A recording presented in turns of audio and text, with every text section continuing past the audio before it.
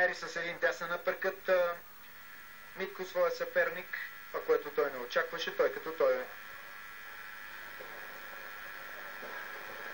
с това придвижване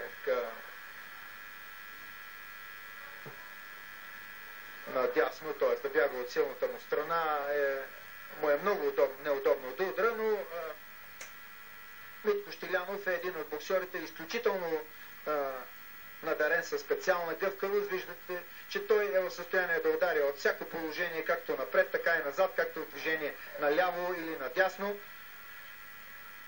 А другата негова дарба е това да успее да избягва ударите, макар и в рисковата близка дистанция. Преди малко видяхте как той успява да нанесе удари.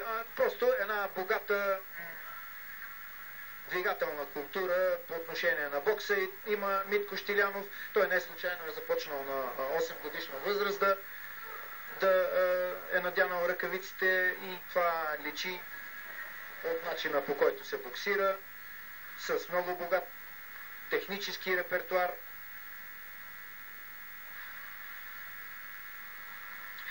Отново успя да намери съперника си, след като скъси дистанцията само с едно навеждане на тялото напред.